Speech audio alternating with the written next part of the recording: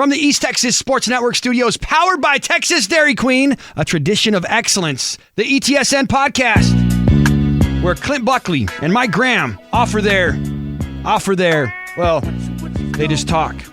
But who really cares? It's what they do best. It's the lowdown on everything high school football in East Texas. And now, Clint Buckley and Mike Graham. Hello again, everybody, and welcome to the Week 7 edition of the ETSN.fm podcast. I'm Clint Buckley. I'm joined by Mike Graham. How's it going, Mike? Doing good. Man, this is crazy. We're already more than halfway through the regular season, and it seems like we just started back on August, and it was still, 100 degrees outside. I know, like I said, kind of gets sad every time the ball gets kicked off. Like, oh no, we're losing another one. And here we are, but we're at the best part of the season. Yes. Every game counts now, and from here on out, games have consequences. Yeah, everyone in East Texas, at least all the 11-man districts, will start district play this week, and this is what they call the second season. You get your non-district to get ready for district, the games that count, and then if you're lucky enough to survive district, you go on to the playoffs where you're not guaranteed anything anymore. You have to go out there and win it. But first things first, you got to get out of the district, and we got some good district matchups going on this week. The clock is ticking, and as of now, we are keeping score. First up on the agenda, Tatum and Gladewater. You and I have both been looking forward to this game for a while, ever since the schedules came out, I think, when we found out that Tatum and Gladewater were aligned in the same district, District 6 4A Division 2. At the beginning of the year, we felt like this had the potential to be a game that would decide that district, and it's looking that way again. Although Atlanta may have something to say about it at 5-0, but No doubt. But Tatum and Gladewater is a great way to kick off what should be a very competitive district. Yeah, let's backtrack. Was that Top Gun a second ago? Yeah, Top Gun. That's you know what? I am very anti-80s. But that Top Gun may have been the best thing about the 80s. It was an all right movie. That and the fact that I was born in the 80s. Yeah. It was secretly a Navy recruitment video. This game I'm excited about. I know Tatum hasn't gotten off to the start that their fans are used to, 2-3, but they played well at their best. Losing 41-35. Against Gilmer, a team that I think is going to probably win state in 4A Division 2. Yeah, and the way they kind of hung around. I mean, they were down by 20 at halftime. It looked pretty bleak going into the second half, and before you knew it, the game was tied, and Gilmer was on the ropes and had to get a touchdown late. But we talk about Tatum, haven't really built on that. No, not at all. I mean, they beat Liberty Ilo the week after that, 41-14, which I thought was okay, well, Tatum's moving in the right direction now. They've shaken off the loss to Gilmer. They're going to be ready to roll. But these last 2 weeks have been tough. They've lost both games. Both games have been close. They could have gone either way, especially the Chapel Hill game 2 weeks ago, where they kind of led throughout the game and had a couple of unfortunate miscues down the stretch that led to Chapel Hill's comeback win. And then last week against Hardin-Jefferson. Hardin-Jefferson, a lot of people in our immediate region may not know this, but they're undefeated. They're 5-0, so it's not like Tatum lost to a weakling. I mean, Hardin-Jefferson's undefeated, Gilmer's undefeated, and Chapel Hill, although they're 2-3, likely a playoff team out of that 9-4A Division 1. So it's not like Tatum's losing to a bunch of slouches. And Gladewater, they had a week off. Yeah. And I think that could be big. The game's at home. They've had a week off to prepare for Tatum, and they probably needed the week off, just considering that the last 3 games that they had to play heading into their bye week. I mean, you talk about St. Thomas More, the Louisiana State Power, who Gladewater played with for a half. I mean, I think that game was tied at halftime. Mm-hmm. STM kind of pulled away at the end. But then Gladewater follows that up with consecutive wins against I guess it was Carthage and Kilgore. So very impressive wins for Gladewater going into the district. I think you have to consider them a slight favorite. But this should be a great game nonetheless. Yeah, I'd agree with that. And Gladewater has found a way to win ugly. They were getting beat pretty soundly by Kilgore. Yeah, a game that you and I both thought they may struggle with, which they did. Yeah, they got bailed out by turnovers, but the point is they found a way to win, and they've had this week off, and I think that's really important for them because not only are they playing Tatum this week, they get Atlanta next week. Yes. So it was a great time to refocus, and they're going to get the tough part out of the district out of the way immediately. So that's exciting. I think that if they go 2-0 there, then they district's pretty much theirs. Yeah, yep. But Tatum and Atlanta are both going to have a lot to say about it. That's true, and people, we're failing to mention Pleasant Grove. They're 4-1, and they got Atlanta this week. So, although you have to consider Atlanta a pretty sizable favorite going into Friday night's game, if Pleasant Grove were somehow to make that competitive or even win the game, that throws our expectation of this district kind of out the window. Yeah, it really does. So Tatum Gladewater ought to be fun. We'll have Chase Colston from ETSN there to cover in that one. Another good one, Arp and Wascom. I think it's safe to say at this point, through 2 weeks of that District 8 3A Division 2, that these are the two best teams in that district, and that's kind of the way we felt about it all the way through, going back to the beginning of the season. Yeah, they're showing flashes of the teams that they can be. Haven't quite pulled it all together yet. We're not seeing particularly dominating performances out of them against the stronger teams, but there certainly is things to build on. ARP defensively, other than West Rusk, which was kind of an anomaly game because just a 2-point win. Yeah, 32-30 against a winless. Yeah, but other than that, the worst they've allowed on defense is 14 points, and I think that's something that you have to like going in against a Wascom team that can hurt you, 4 different ways on the ground. Yeah, Frankston found that out last week. Yeah. That game was close at halftime, but they just had too much depth, too much speed, and too much depth in the backfield. Kind of wore on them in the second half, and it ended up being a 28-point spread.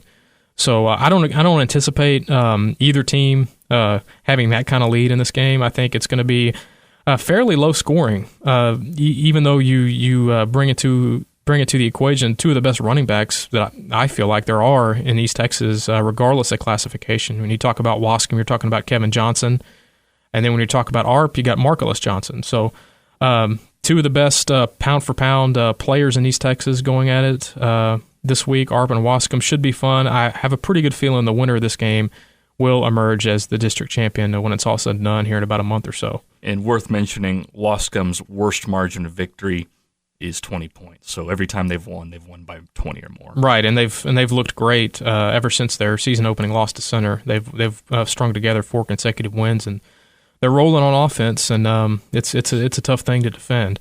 Now on to Brook Hill and Grace, a little private school battle. This is interesting in Tyler this week. We got the 4 private schools from our immediate area all playing each other. Yeah. And you'll be at Grace on Friday night covering their game against Brook Hill. Yeah, I'm excited for this one. Saw Grace play Canton. They played very well. Had a chance to win it late, but got stuffed on 4th and 1. And they went up against Chandler Island, which isn't a lot of fun to do. Brook Hill, what can you say? Their offense, dynamic. Yeah, and they can hurt you both through the air and on the ground. Grant Hanks has more than 900 yards. Seth Brazier is probably going to be a college prospect when it's all said and done. And then Gabe Lucio, their running back, is a special player too. His numbers are a little lower than the rest of East Texas leaders because they had a rain out and then a bye in back-to-back weeks. So they're at 4 games right now.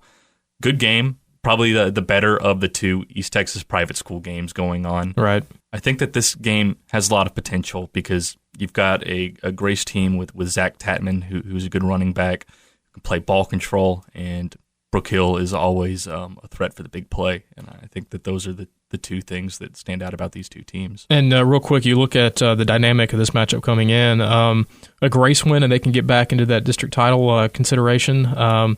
They lost last week to Dallas Christian, 49-35, I believe. The same DC team that Brook Hill beat the week before by 3 points.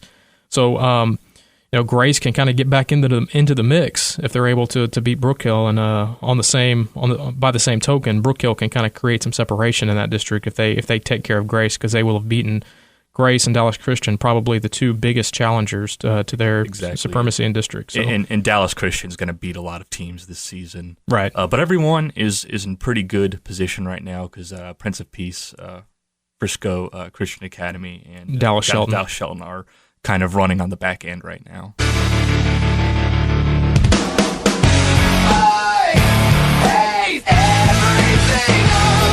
Yeah, these two teams don't like each other. And there's not a lot of love lost between Marshall and Longview. Third longest running rivalry in the state. It dates back to, I believe, 1909. This is the 104th all-time meeting between Longview and Marshall. And it's a series that has been dominated over the last decade plus by Longview. They've won 13 straight. But if you look at the all-time series, Longview has a 57-41-5 advantage.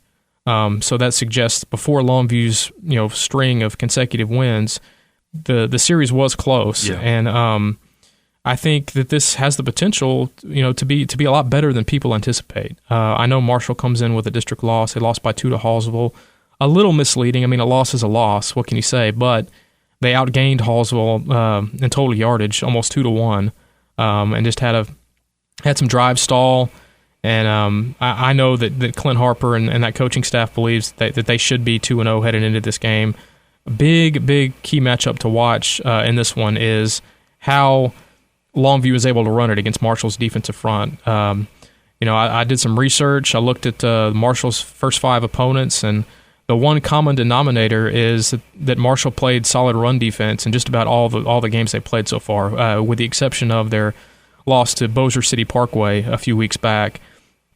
They've held 3 teams, 3 of the 5, to less than 100 yards rushing, including Pine Tree last week. I believe held them to like 89 or 90 yards. And Pine Tree, while they're 0-5 and they're giving up a ton of points per game, they're still able to run the ball pretty effectively, and they just weren't able to do it last week against Marshall. So we've talked about this ad nauseum about Longview, about that's how they get it done on offense is by running the football. And you've seen, even without the player the caliber of JaMichael Hasty, they're still rolling right along. They're averaging almost 250 yards per game on the ground, and their passing game has gotten steadily better as the season's gone on.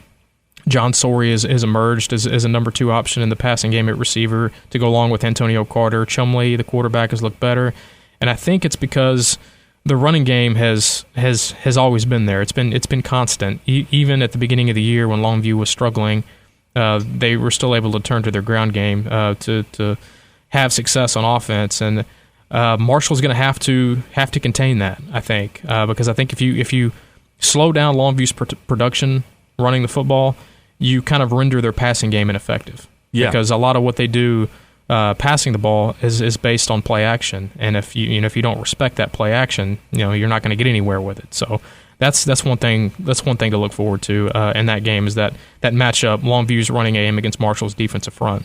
You're right, and Longview, just another point on them, not a whole lot of stat leaders on our ETSN.fm leaderboard, but that's because ball distribution's been so good. Tylen Miller, 388 rushing yards. Marquise Hunter is at about 250. Really, the only guy popping up is Desmond Chumley, and he's been doing well passing. I think he is at 680 yards now. So, and when you saw him in week 1 and week 2 of the season, just dramatic improvements from him. So they're looking good. And the defensive line, Trey Valentine and Anthony Washington for Marshall are definitely going to be a challenge. Antonio Washington are going to be major challenges. Yeah, and one thing real quick before we leave this game, Marshall's offense, they're capable of keeping this game close, I believe. Justin Hart, their quarterback's coming off a great game last week. They've got a solid 1-2 punch in the backfield with DeAndre Osborne and Cameron Holler. Their receiving core is starting to emerge as a big threat, and their offensive line doesn't get a lot of credit, but you look at it, and you've got Chet Munden at 1 tackle, who's committed to North Texas, 6'6", 305, and then you got the left tackle, who the coaches are just as high on. He's not getting the looks that Munden is from FBS schools, but Tyler Hodges at left tackle, that should tell you all you need to know about the way the coaches feel about Tyler Hodges, is that he's protecting Justin Hart's blind side on the left side. So they feel good about where their offense is going, and I think with Marshall's much improved play on defense, their offense is capable of keeping this game close and into the fourth quarter. Now, I may be wrong, but I do believe that this has the potential to be a game decided late in the second half. And now it's the ETSN Dairy Queen Game of the Week. Lufkin and John Tyler is our game of the week, and there's a ton of big games across the region this week. A lot of games we could have chosen, but it's hard to go against this district, 16-5A, and another big time matchup. I mean, last week it was Nacogdoches and Ennis. The week before it was John Tyler and White House, and then for the third week in a row, a great matchup out of this district. And we've got John Tyler ranked number 5 in the state of Texas. And they come in at 4-1 overall, 2-0 in district play. Lufkin comes in at number 10, the only 2-loss team ranked in the top 10 by the Associated Press. So that kind of gives you an idea of how people feel about Lufkin statewide. I mean, they're obviously a good team, a team capable of making some noise in this district and beyond. So, I'm looking forward to this one. These two teams haven't shared the same district since Lufkin was kind of split down into the Houston area back in 2004. They've been in the North Houston suburb district ever since, and now that they're in the same classification with John Tyler, they're in that district. That just adds another dimension to what should be just a great atmosphere at Rose Stadium Friday night. Two old rivals, and there's some big implications in this game. I mean, I think we both are in agreement that John Tyler and Lufkin are playoff teams. Yeah, right. Absolutely. And the way it sets up is Lufkin and John Tyler are the two biggest schools enrollment wise in that district. So they'll go the Division I route in the Class 5A playoffs, and the loser of this game is most likely going to have to play a Longview team that's going to be rolling. They're going to have won several games in a row because I don't see them losing in their district. And who knows, they could have Jamichael Hasty, their running back by then. Could be a completely different team waiting on John Tyler and Lufkin, which both kind of handled Longview rather easily early in the season. It's going to be a completely different Longview team. So there's that out there. And just another thing on that is when you lose a game to a team, you hold an advantage when you review that film the second time you meet them. There's not a whole lot you can work on when you win a game. You're typically, because if you lose, you made more mistakes. Yeah, exactly. There's more to clean up. There's more to correct. Exactly, and you're motivated and all those things. So, you might want to win this game. Yeah, and it'd be easy to point out, the key matchup as being Lufkin's receivers against John Tyler's secondary, which is going to be strength on strength. If you just look at the sheer talent, I mean, you got Kiki Kuti, Terry Mark, the receivers for Lufkin. You got Ike Warren, DeAndre Williams, Bryson Gibson, Jordan Owens in the secondary. Just a great John Tyler secondary. But I believe it's going to come down to Lufkin's running game against John Tyler's defensive front. Steven Sow, we talked about him off air a little bit earlier today. He's off to a great start. He's on pace for over 1,500 yards in the regular season. He's gone over 100 yards rushing in all 5 of Lufkin's games. He's been kind of the rock of their offense. Even though they have Trey Cumbie, who you and I both feel is probably one of the best and most talented quarterbacks we have in East Texas, and they have those two receivers, Steven Sowles is carrying the load. He's averaging 22 yards a game, or 22 carries a game. So JT's defense is going to have its work cut out for it, because if they can't slow down Lufkin on the ground, it could be JT's vaunted secondary could be in trouble, because JT will have to take chances in order to stop the run, and Lufkin may be able to catch him with a deep ball. So that'll be something to look forward to. And one quick note on John Tyler's defense. I mean, you saw what they did to Lindale last week, correct? Yeah. Oh, yeah. Yeah, it's hard to miss that score, 76-13. My first impression when I saw the score is, God, poor Lindale. Why would JT run up the score on him like that? But then I looked at the recap, and it was Lindale just self-inflicting. John Tyler had 5 non-offensive touchdowns. They had a fumble return, a couple of interception returns, a punt return, a kick return. They blocked another couple of punts to set up good field position. And so they had 5 non-offensive TDs in the win over Lindale last week, and which brings their total on the year to 9. And you take into account how good they are in the secondary, how good they are up front with Jasavier Reese, Pierre Leonard, Braylon Jones on the defensive line, Jalen Reese at linebacker.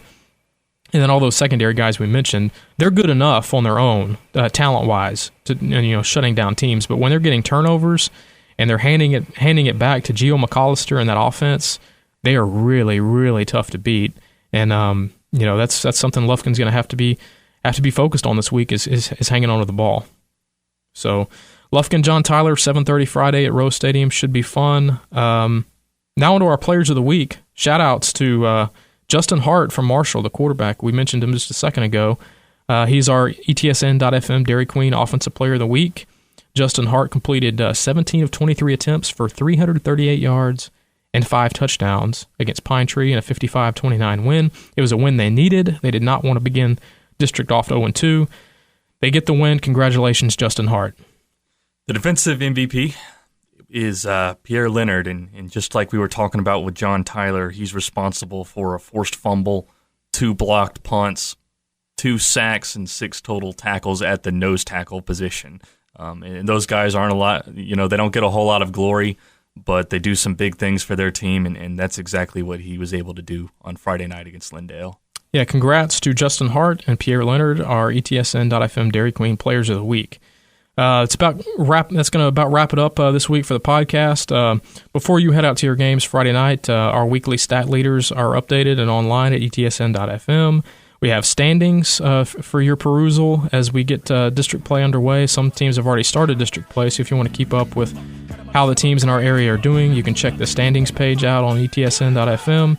We've got a few previews up for this week's games already. Check those out. And then if you have any questions or comments for myself or Mike, you can find us on Twitter. I'm at Clint Buckley, and Mike, you are at Mike _ ETSN. Correct. All right, folks. Well, that's going to do it for this week's podcast. Until we talk again next week, have a great time enjoying some high school football on Friday night. Here I go, here I go, here I go.